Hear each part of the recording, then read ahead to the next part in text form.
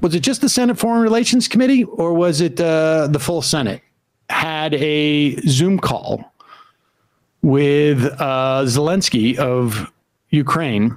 The senators were asked, and this is a fairly obvious thing to ask. Hey, please don't tweet out or use any social media during the course of the call, because as you may have heard, there are at least reports of multiple assassination attempts, squads that have been sent to find Zelenskyy. And there's a lot of reason to believe that Putin would want to assassinate Zelenskyy. So for security purposes, we'd rather not allow anyone to know that Zelenskyy is in one specific place at this one moment. But the clout, Sam, the clout, the retweets and the likes. How could Marco Rubio resist the attention that he would get? Here is Rubio speaking to that very question. And I just want to say, before we even play this, kudos to him for not putting his Instagram account on his lapel pin. So here he is. None at all. You're facing some criticism from fellow legislators for tweeting out a picture of President Zelenskyy during his Zoom with Congress yesterday. The ambassador asked members not to do that because it would endanger Zelenskyy. Why did you ignore that request? Well, first of all, she said that well into the call. Second, there's no security risk in that at all. Perhaps she was under the impression that the Zoom call was a secret. It had been broadly reported, like multiple outlets, maybe even ABC had tweeted it was at 9:30. There were over 300 people on this call. The details of the call were emailed to a bunch of people. And it was a nondescript picture, unlike any of the other ones, just like the other ones you've seen on the air. So there's no security risk there. You don't believe you put him at risk? No. The thing I like about Rubio, he's been so low key about being a security expert, particularly in times of war, because of his service as a Green Beret. Why is he could benefit from a hat? Just huge ears.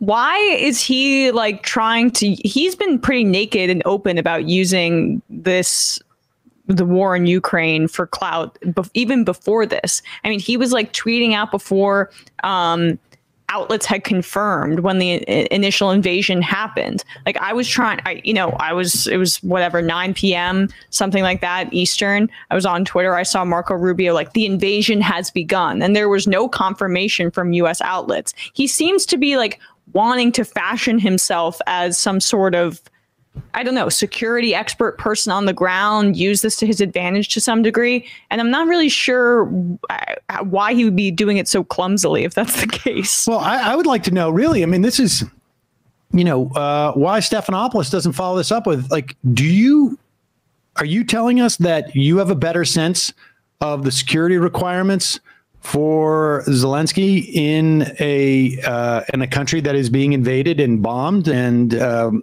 then I mean, like, based on what are you in position to determine the security risks associated with him Zoom? Like, it's nondescript to you, idiot, because you've never been there. But the Ukrainians don't know if they have people who are associated with the Ukrainian government who are like, I know where that is.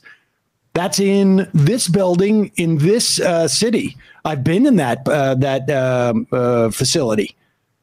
There are 5 facilities where you could be doing Zoom from with that backdrop. Right. One of these 5. Like, narrows it down. Rubio has no idea. It's nondescript to him. And Manchin was the other person that tweeted it out, right? I don't think it was Manchin. Who was actually. The second? It was. I think it was. It was another Steve Republican. Daines. Yeah. Steve Daines. My apologies. Yeah. Okay. Manchin. No, it was only Republicans who did it during the broadcast. They were allowed to do it afterwards. Yeah. But that's pretty impressive that this guy's up there saying that, and he's not. I mean, Manchin only used it as an opportunity to like up coal production for himself, right? And saying Zelenskyy would have wanted this. So I got those two things confused. But I mean, here's the thing: is that, and this is a greater theme that is, that I think we've talked about, and some people are skeptical because they think that Democrats are necessarily always doing things to fail. But this is an opportunity completely divorced from any of the issues that, people who make such assertions are interested in.